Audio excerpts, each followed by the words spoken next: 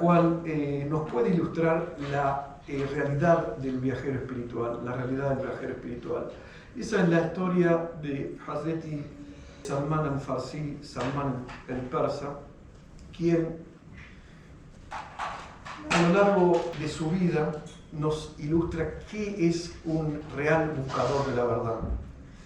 Y él comenzó su vida formando parte de lo que es una clase social alta, en donde su padre tenía muchos bienes en la Persia, Irán, que era zoroastriana, y él había alcanzado una posición dentro de esa religión. Tenía el deber de constantemente, le habían dado el deber de constantemente mantener el fuego constantemente encendido en el templo de esta religión. Por otra parte, su padre lo sobreprotegía y nunca lo dejaba salir. En cierta ocasión le surgió un problema y le pidió que se fije en uno de los campos que tenían, que se fije cómo no iba a poder asistir y que se fije cómo estaba la situación y demás. Es así que fue a ese lugar y cuando estaba pasando en el camino, pasó frente a una iglesia y se detuvo al escuchar las oraciones, las súplicas, los cantos y demás, y le llamó profundamente la atención. Se quedó viendo de qué se trataba todo eso, pasó todo el día ahí y se dio cuenta que ese era su camino.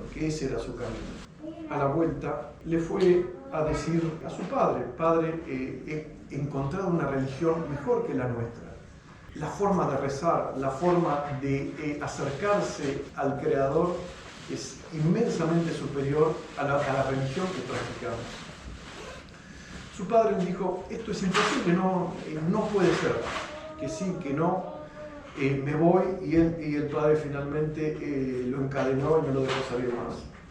Se le dio una oportunidad, se pudo desprender de las cadenas y comenzó su viaje que ya había, por cierto, comenzado, que duraría muchos, pero muchísimos años. Y tenemos que imaginarnos, no es fácil como hoy por hoy.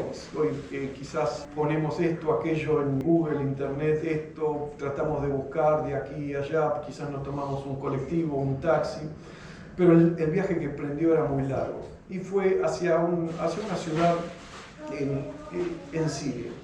Ahí encontró una iglesia, un monje que oficiaba, preguntó quién estaba a cargo de esa iglesia, le dijeron el obispo tal, fue ahí, le pidió si podía servir y ayudarlo y aprender de su religión, y el hombre aceptó la propuesta.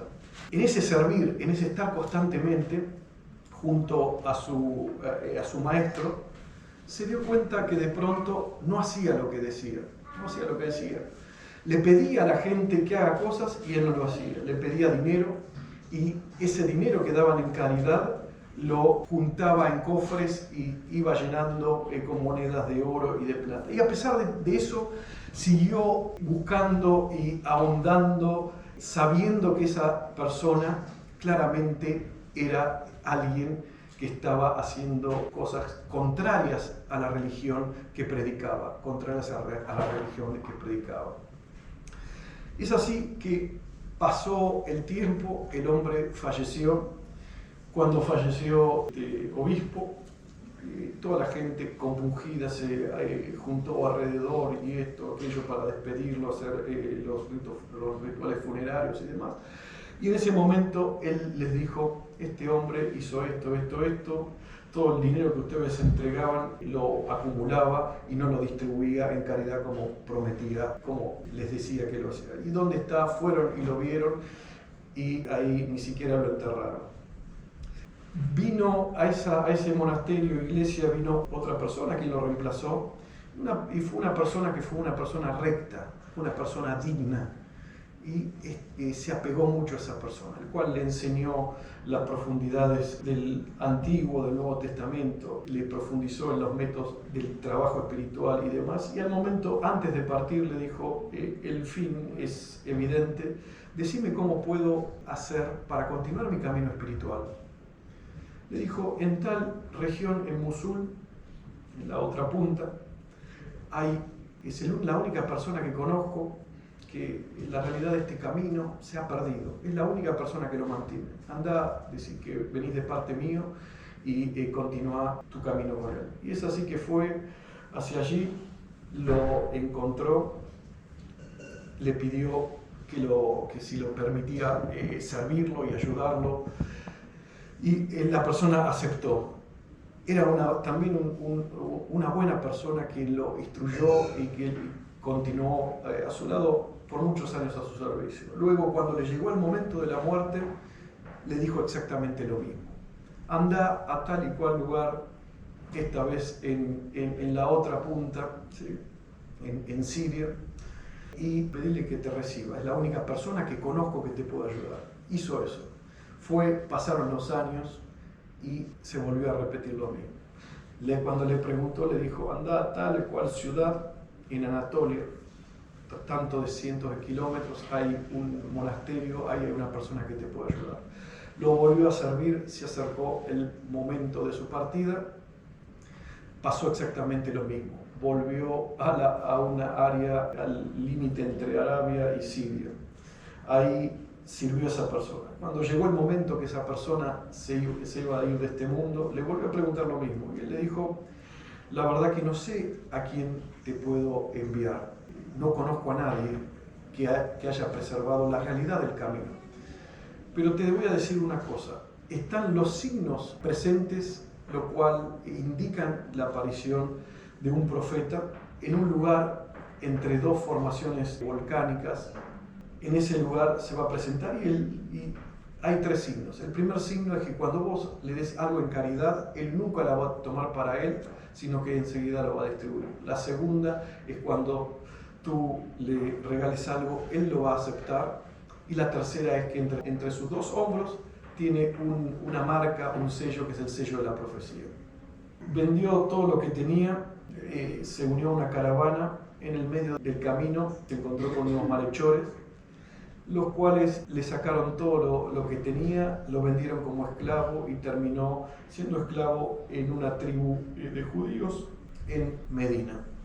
Pasó el tiempo ahí como esclavo, aceptando esa realidad, sirviendo en sembradíos de dátiles. Y cierto día aparece alguien que le va a decir que le dice a su amo que hay alguien que apareció, que dice ser un profeta y que está viniendo a Cuba. Es una ciudad dentro de la península arábica, cerca de Medina.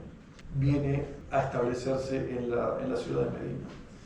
Cuando escuchó eso, enseguida fue y le dijo, ¿me podés repetir lo que me estás diciendo? Y ¡pah!, le pegó una cachetada.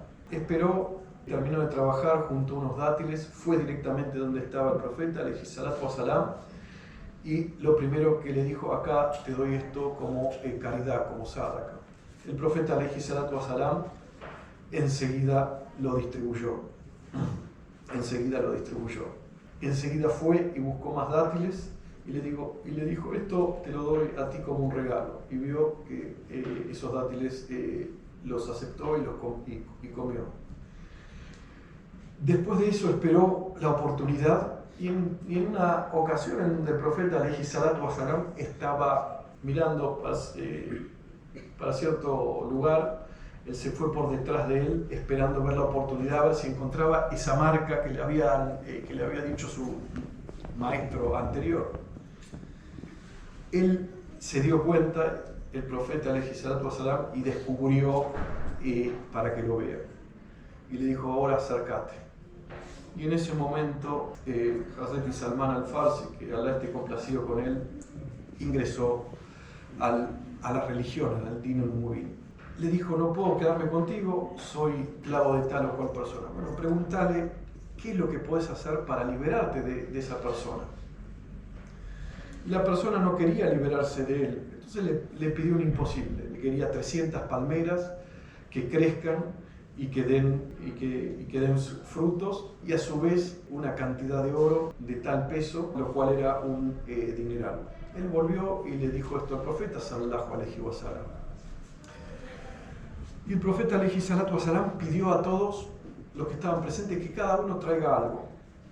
Es así que juntaron esos 300 palmeras, datileras, y le dijo, anda a hacer unos 300 hoyos para sembrarlas, para enterrarlas, y después avisarme. Cuando esté listo, en mi caso yo voy a ir personalmente, lo voy a plantar.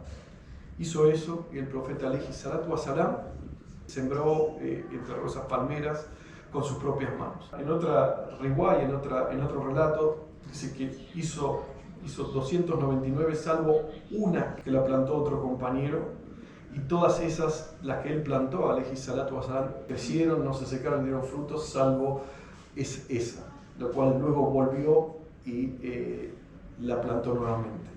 Quedaba el asunto del dinero, que era bastante. Cuando el profeta alayhi salatu wasalam le dijo, agarró un pedazo de oro que era el tamaño de un huevo y dijo, esto va a alcanzar para pagar lo que le adeudo a este hombre. Dijo, inshallah, si Dios quiere va a ser más que suficiente. Y así fue más que suficiente. Y de esta forma comenzó el camino con el profeta alayhi salatu wasalam. ¿Qué lecciones podemos extraer de esto? Primero, reconocer la verdad, lo cual no es fácil. Y él tenía una religión heredada, y tuvo la capacidad de ver con cuestiones que estaban más allá de la emoción, cuestiones reales, tangibles, que ese camino era el que debía seguir.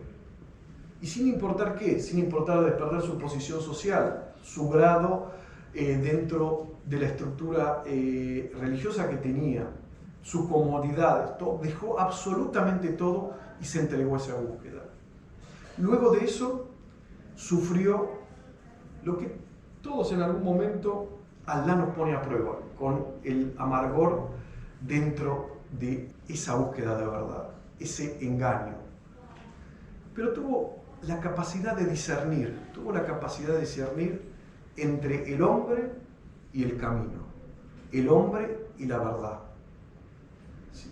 No dijo, esto es mentira y esto no puede ser porque esta persona que representa a tal o cual situación no tiene que ver. Tuvo la capacidad de discernir y continuó dando todo de su vida, continuó buscando hasta que finalmente arribó, hasta que finalmente llegó y comprendió lo que finalmente estaba buscando. Alcanzó a su guía, no solo profeta, su guía.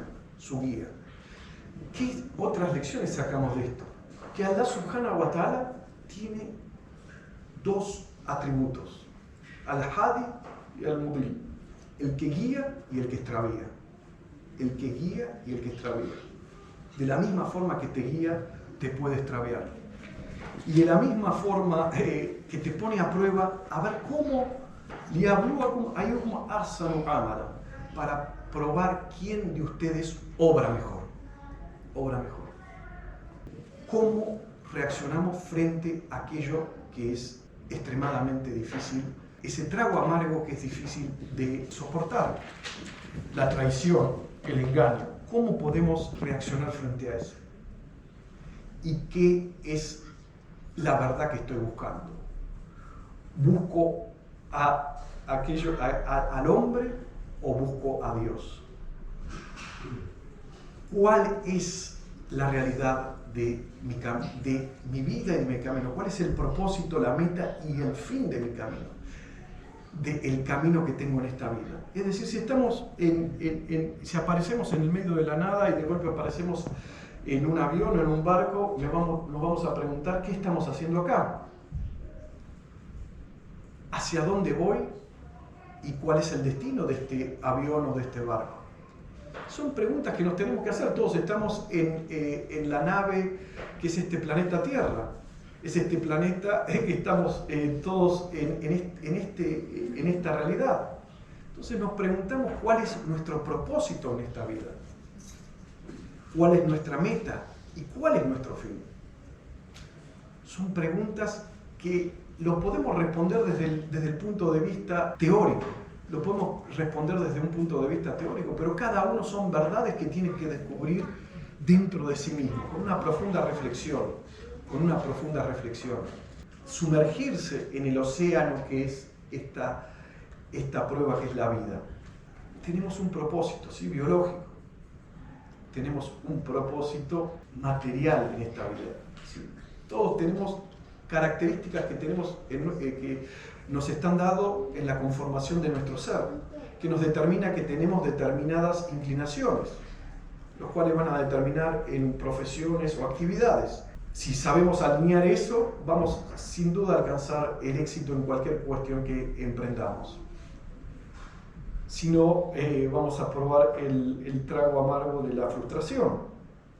Por otro lado, tenemos un propósito trascendental, lo cual es muchísimo más importante. Muchísimo más importante. Inna lillahi wa inna ilayhi raji'un.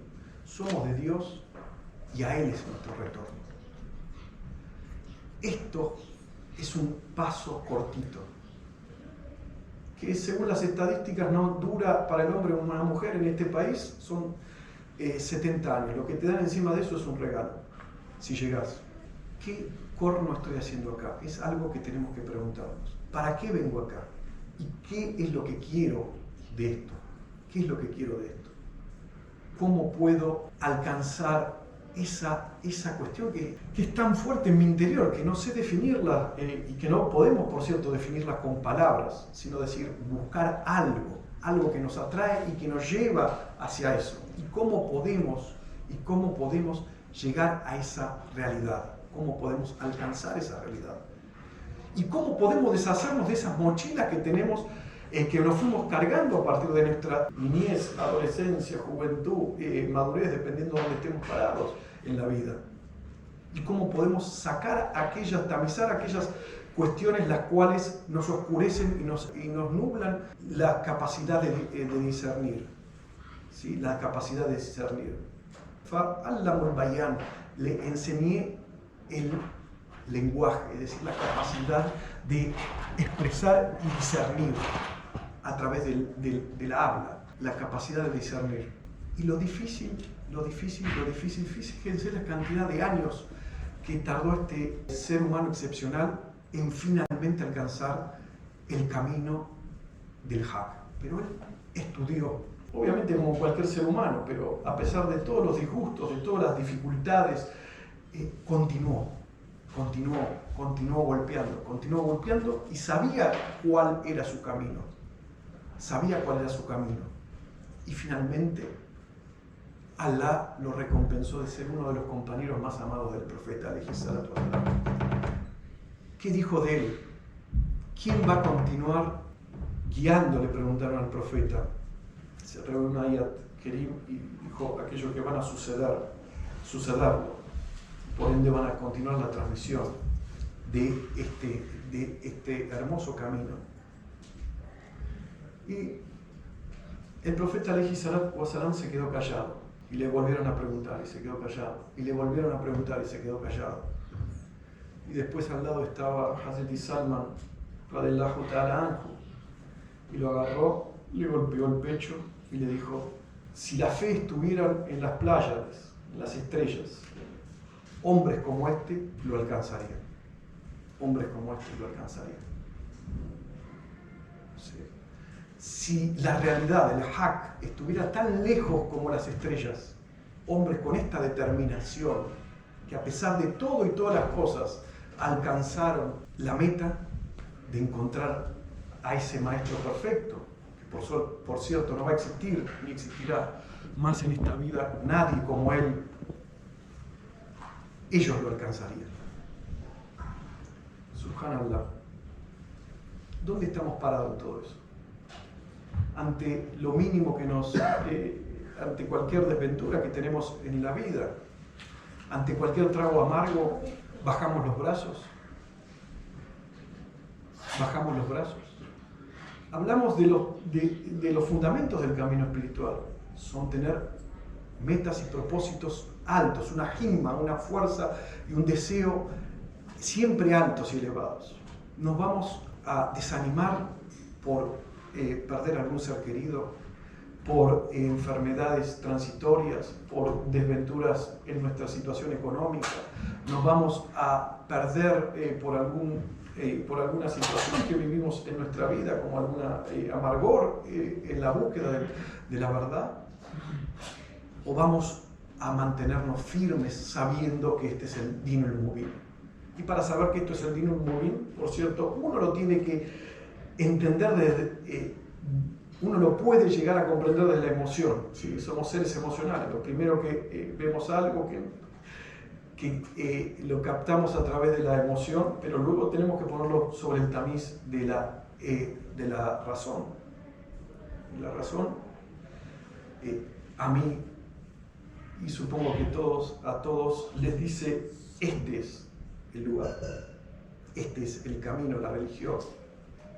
Pero por cierto tenemos que alimentar esa necesidad a través del conocimiento. Que por cierto al principio es un conocimiento que supone estudio, supone esforzarse, supone esmerarse, entender. Podemos decir, después de cuántos años estamos en el camino, ¿sabemos leer el Corán? Se nos tendría que prender las luces de alarma. Porque si decimos que en esta religión el mayor regalo, o sea, el mayor milagro es el Corán, y no tenemos la capacidad siquiera de recitarlo, por no decir entenderlo, y tenemos que basar esto en interpretaciones que son filtros que le ponen aquellos que traducen y que interpretan el Corán, que son interpretaciones excelentes, buenas o muy buenas, pero no, siguen siendo tamices. No comprendemos lo básico. Y entender esa cadena de transmisión, es decir, el tajwid, la recitación, la forma de recitar, y las 7 formas de recitar, la pronunciación y cómo se pronuncia, era la misma forma que tenía el profeta sallallahu alaihi wasallam de hacerlo. Era la misma forma que tenía el profeta sallallahu alaihi wasallam de hacerlo. Esa cadena interrumpida de conocimiento que tiene que estar. Lo mismo con cada una de las ciencias que componen esta religión. Lo mismo con el tasawuf. Existe una cadena a la cual se va pasando de persona en persona. Cuando decimos el innama yubayunaka yubayuna Allah yadullah fawqa aydihim faman naqasa fa innama yanqusu ala nafsi faman awha bima ahada alayhi Allah fasayatihi ala ajran adima. Ciertamente aquellos que te dieron la mano, que te prestaron y te juraron lealtad, se lo estaban haciendo en realidad, la realidad que se lo están haciendo a Dios. La mano de Allah en forma alegórica está sobre sus manos. Quien incumpla con esa promesa será en detrimento propio.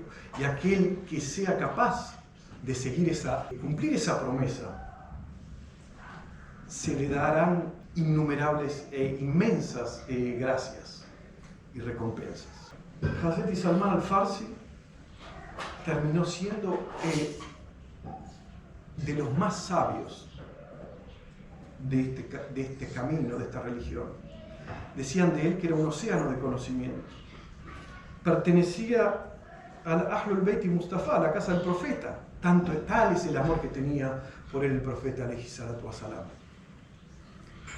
Terminó siendo, después de terminar siendo denigrado, por eso uno tiene que ser humilde, esa humildad, soportar esa esclavitud, soportar lo que tuvo que pasar en manos de esos opresores, terminó siendo el wali, el gobernador de lo que era Persia. Nunca violó sus principios, siempre fue justo. Fue la primera traducción de pasajes del Corán fue el que la hizo a la lengua farsi, a la lengua persa.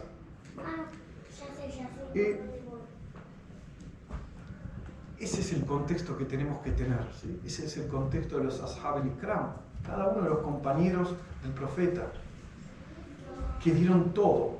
Por supuesto estaban los que dieron todo y estaban los hipócritas.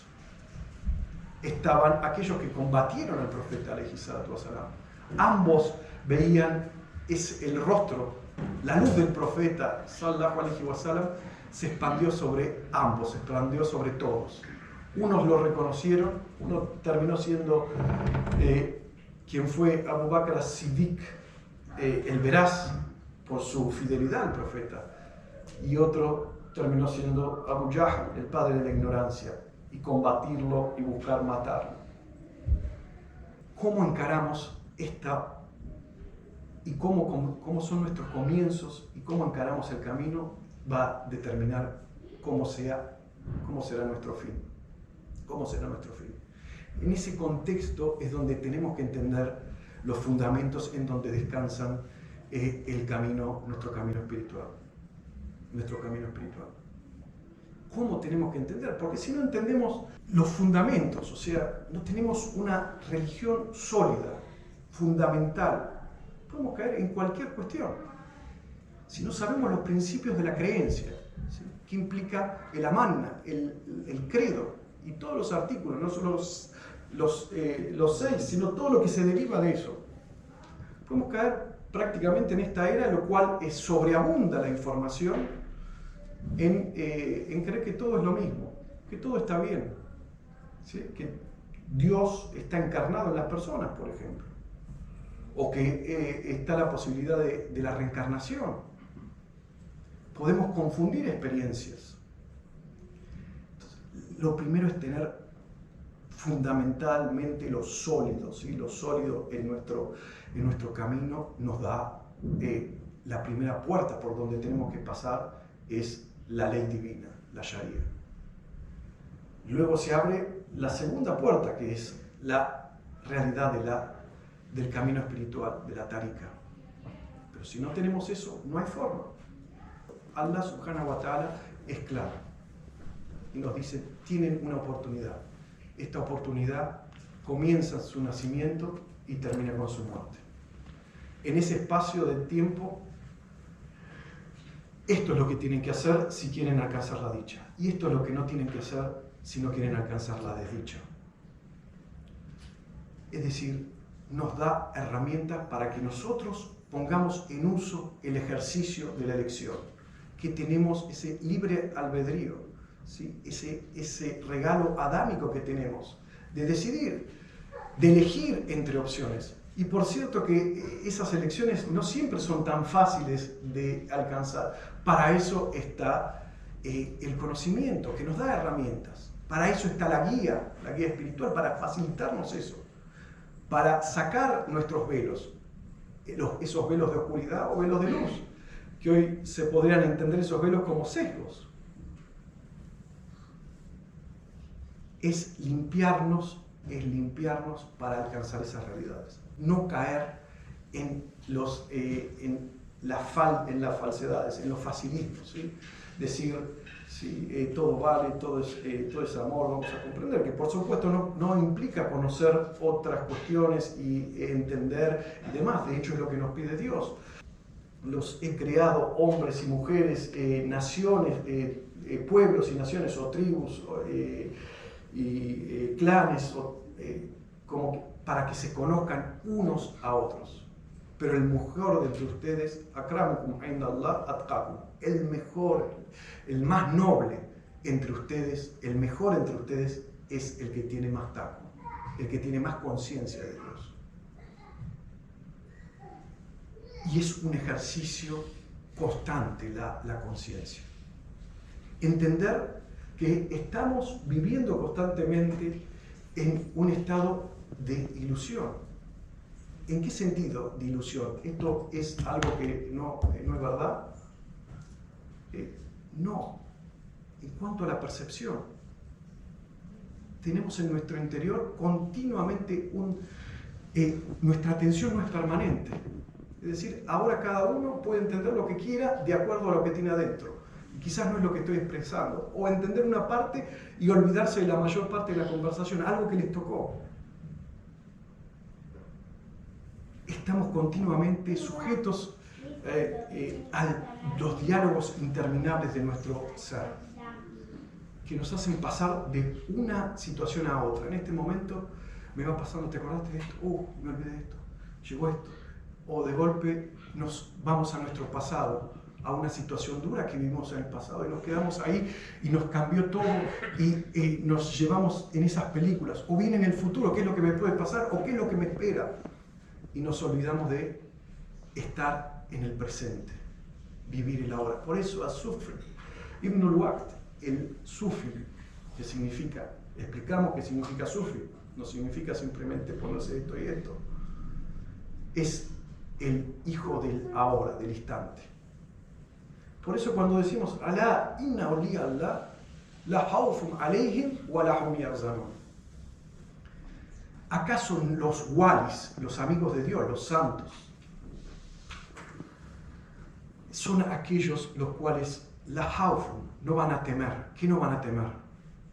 No viven con el temor de lo que va a suceder en el futuro, que es lo que nos pasa a nosotros, y es lo que nos continuamente nos está llevando nuestro continuo fluir. ¿Qué me va a pasar? Que si tengo esto, tengo aquello, no voy a morir, no voy a morir, que tengo, no llego a fin de mes, que llego, no llego esto, viví ahora. ¿Qué es lo que tenés que hacer ahora y en este preciso instante? Y la tristeza del pasado, lo que me sucedió, es decir, nunca vivimos en la hora, siempre en el futuro o en el pasado. Y eso se comprobó, o sea, eso es lo que dicen y nos se transmite en el camino espiritual y en todas las tradiciones, que es básicamente más del 50% de nuestro tiempo en nuestra vida. Más del 50%. Súmenle eso la cantidad de horas que dormimos. Es despertar a esa realidad, despertar a esa realidad. En esa situación es donde hablamos acerca del arrepentimiento. Hablamos acerca del arrepentimiento. ¿Entendieron eso? ¿Qué hablamos acerca del arrepentimiento? Bueno, ya lo veo. Es importante entender en ese contexto la tauba. Es importante entender en ese contexto el teslim, la sumisión. Si Dios lo permite, vamos a hablar, continuar con todo esto a nuestro retorno. Es importante en ese contexto entender que es el desapego, la austeridad, el zuhd, el ascetismo. Es importante en ese contexto entender qué significa la conciencia piadosa, la taqwa. Es importante en ese contexto entender qué significa el contentamiento. Es importante trabajar en nosotros mismos. ¿Cómo trabajamos? No es una cuestión filosófica. Sí, es una cuestión que tiene bases teóricas, pero lo más importante es la práctica. Que tiene que estar basado, esa práctica tiene que estar basada en las herramientas que nos dan los awliya. La ilahe illallah, budur esmanın hası, siler kalbinden pası, ismi azam duası.